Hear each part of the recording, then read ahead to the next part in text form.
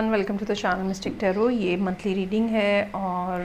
Aries, sun, moon और ascendant लोगों के लिए हम देखेंगे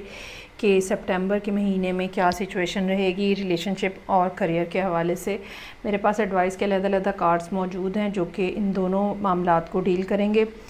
सबसे पहले रिलेशनशिप को देखते हैं। ये तमाम रीडिंग्स जो मैं यूट्यूब पे अपलोड करती हूँ ये जनरल रीडिंग होती है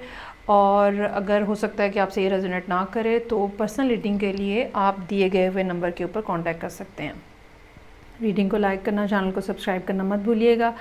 अच्छा जी, स्टार्ट लेते हैं विद द रिलेशनशिप। तो ये रिलेशनशिप की सूरत हाल जो है इसमें काफ़ी ज़्यादा अप एंड डाउन नज़र आ रहा है और हो सकता है कि इस साल के आगाज़ से या ये कह लें कि गर्मियों के आगाज़ से ही ये सिचुएशन इस तरह की बनी हो जहाँ पे कभी रिलेशनशिप बनता है, कभी बिगड़ता है, कभी बनता है, कभी बिगड़ता है। इस टाइम के ऊपर जबकि हम ये रीडिंग कर रहे हैं और सितंबर का महीना शुरू हो चुका हुआ है तो जो रिक्वायरमेंट है जो सिचुएशन की इस टाइम पे वो बहुत ज़्यादा इस बात की ज़रूरत है कि एरीज़ जो हैं वो बड़े लॉजिकल होकर रिलेशनशिप को देखें। जबकि जो असल हकीकत है वो ये है कि एरीज़ इस टाइम के ऊपर बहुत ज़्यादा इमोशनल हैं या इमोशनली डैमेज्ड हैं और यही वो वजह है जिसकी वजह से सिचुएशन के अंदर एक डिसअपॉइंटमेंट नज़र आ रही है, एक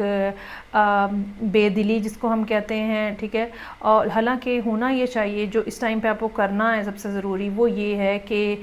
बड़े एक क्लियर माइंड के साथ आपको कम्युनिकेशन करने की ज़रूरत है। जिस पर्सन के साथ आप डील कर रहे हैं उनसे बड़ा 2+2=4 की तरह बड़ा एक क्लियर अंदाज में विदाउट एनी इमोशन जो कि दरमियान में हायल हो, उसके बग़ैर आपको बातचीत करने की ज़रूरत है ताकि मामलात को क्लियर किया जा सके। अच्छा, मुझे ये लगता है कि एक तरफ जो है वो रिलेशनशिप में डिस्ट्रप्शन आई है, डिसअपॉइंटमेंट आई है और उसकी वजह से मेंटली आप इस बात के ऊपर एग्रीड हैं या मेंटली आप इस बात के लिए प्रिपेयर्ड हैं या आपने ये बात मान ली है कि रिलेशनशिप जो है वो ओवर हो चुका हुआ है और इसके अंदर अब कोई ऐसी बात बाकी नहीं है कि आप इसके ऊपर कुछ स्ट्रगल करें। और इस बात का भी इम्कान मौजूद है कि आप जो है वो बहुत हद तक इस बात पे यकीन करके इस चैप्टर को क्लोज़ करने की कोशिश करें। अच्छा, अब चूँकि आपको कहा यह गया है कि या आपके लिए जो एडवाइस है वो ये कि आपको बहुत ज़्यादा क्लियर माइंड के साथ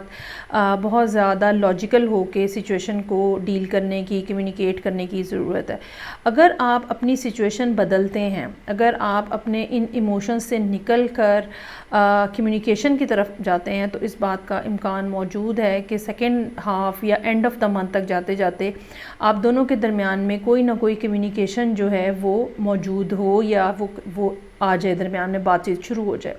लेकिन अगर आपने अपना स्टैंस नहीं बदला, अगर आपने अपना मूड नहीं बदला, अगर आप इसी तरह से इमोशनल रहे तो फिर इस बात का भी चांस बनता हुआ नज़र आ रहा है कि आप टोटली ही वॉकआउट कर जाएं और इस चैप्टर को टोटली क्लोज़ कर दें।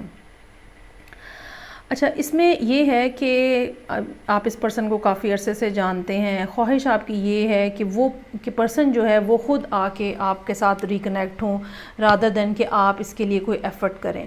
आपको लगता है कि या ये कह लें कि आपकी फीलिंग्स ये हैं कि ये एक ऐसा रिलेशनशिप है जो डिवाइनली कनेक्टेड एक रिलेशनशिप है। मैं आपको ये कहना चाहूँगी कि बेहतर यही है कि आप अपनी सिचुएशन में थोड़ा सा चेंज लाने की कोशिश करें। यहाँ पे एडवाइस का कार्ड जो है आपके लिए रिन्यूअल का कार्ड है। एक तो अपना कॉन्फिडेंस जो है वो आप बना के रखें, ठीक है। अपने आप की वैल्यू, अपनी नज़र में अपनी वैल्यू को लो मत होने दें। दूसरी ये बात है कि जब हम कोशिश करते हैं, जब हम एफ़र्ट करते हैं तो इस बात का इम्कान है कि हम सूरत हाल में तब्दीली ला सकें, लेकिन उसके लिए कोशिश करना जो है वो बहरहाल मस्ट है। सो रिन्यूअल का कार्ड यहाँ पे है। एक दफ़ा फिर नए सिरे से स्टार्ट लेने की ज़रूरत है, एक दफ़ा फिर नए सिरे से कोशिश करने की ज़रूरत है जिसमें इम्कान ये है कि आपकी कोशिशें जो हैं वो रंग ले आएंगी। यहाँ पे एंडिंग जो है रीडिंग की वो व्हील ऑफ फॉर्चून के ऊपर हो रही है। व्हील ऑफ फॉर्चून भी हमें इस बात को पॉइंट आउट कर रहा है कि जो डिसअपॉइंटमेंट है, जो ख़राबी है या जो डिस्टर्बेंस है बेसिकली आप दोनों लोगों के दरमियान में, इस बात का इम्कान मौजूद है कि ये डिस्टर्बेंस जो है ये सॉर्ट आउट हो जाए अगर आप कोशिश करें, ठीक है। और अगर आप इतनी बेदिल होके इस सारी सूरत हाल को वाइंड अप نہ کریں تو اس بات کا چانس ہے کہ کوئی نہ کوئی اس قسم کی صورتحال ڈیولپ ہو جس میں آپ جو ہے وہ واپس ریلیشن شپ کو ریوائیو کر سکیں۔ جہاں تک کریئر کے حوالے سے معاملات ہیں اس میں بھی ایک یہ فیکٹر تو بہت زیادہ واضح ہے کہ آپ کو چاہیے کہ آپ اپنے آپ کو اوپن کریں۔ یہ جو آپ نے بہت زیادہ جذباتی ہو گئے ہیں، بہت زیادہ اس میں نا اس جذباتی پن میں نا ایک جو ٹچینس ہوتی ہے وہ نظر آ رہی ہے کہ اس نے میرے ساتھ ایسا کیا ہے تو اب میں ایسے کروں گا، اس ٹائپ کی ایک جو تھوڑی بچوں والی بیہیویئر ہوتا ہے وہ نظر آ رہا ہے۔ جہاں تک کریئر کے حوالے سے معاملات ہیں اس میں جو بھی رکاوٹیں ہیں، جس طرح کے بھی مسائل ہیں، اس میں سب سے امپورٹنٹ چیز یاد رکھنے کی ایڈوائس کا کارڈ ہے جو انفولمنٹ کی بات کر رہا ہے، یعنی کہ چیزیں آہستہ آہستہ کھل رہی ہیں، باتیں آہستہ آہستہ کھل رہی ہیں۔ اس بات اگر آپ ان دونوں کارڈز کو، ایڈوائس کے دونوں کارڈز کو دیکھیں تو کم و بیش یہ سملر ہیں۔ چیزیں نئی بن رہی ہیں، چیزیں کھل کے سامنے آ رہی ہیں، پھول کھل رہے ہیں ہر طرف، اور اس بات کا چانس ہے کہ ایریز لوگوں کی زندگی میں اس مہینے کچھ نہ کچھ بہتری، امپروومنٹ، نئی اپرچونٹیز کا کہیں نہ کہیں سے کوشش اگر آپ کریں گے تو پاسبلٹی جو ہے وہ ہو سکتا ہے کہ ہو۔ کچھ لوگوں کے لیے کریئر کے حوالے سے یہاں پہ میں یہ کہنا چاہوں گی کہ شاید آپ لوگ باہر جانے کی، ملک سے باہر جانے کی کوشش کر رہے تھے، یا کسی ہائر ایجوکیشن کے لیے یونیورسٹی کسی میں ایڈمیشن کی کوشش کر رہے تھے، اور کافی اس کے اندر ایفرٹ جو ہے وہ آپ نے لگتا ہے کہ کی ہے۔ اس بات کا بھی امکان ہے کہ اینڈ آف دا منتھ تک جاتے جاتے آپ کو وہاں سے بھی کوئی نہ کوئی پازیٹیو نیوز جو ہے وہ آپ کو سننے کو ملے۔ اس حوالے سے شاید آپ نے جتنی بھی کوششیں کی ہیں وہ ابھی تک شاید سکسیزفل نہیں ہوئی ہیں، لیکن سٹل ابھی چانس باقی ہے، اور کوئی نہ کوئی بہتر خبر جو ہے وہ آپ ایکسپیکٹ کر سکتے ہیں کہ اینڈ آف دا منتھ تک آتے آتے آپ کو مل جائے گی۔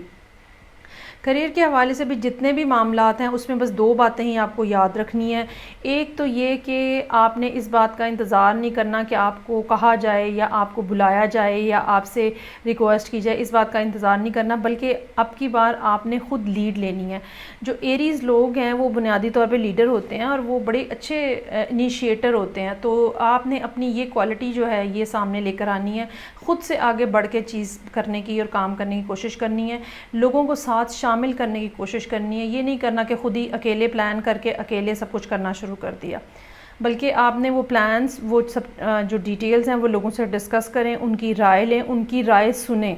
یہ وہ چیزیں ہیں جو اس مہینے آپ کو کرنے کی ضرورت ہے، اور اگر آپ یہ کر لیں گے تو یقیناً آپ کے لیے بہتر ماحول جو ہے وہ اینڈ آف دا منتھ تک وہ کریٹ ہوتا ہوا نظر آ رہا ہے۔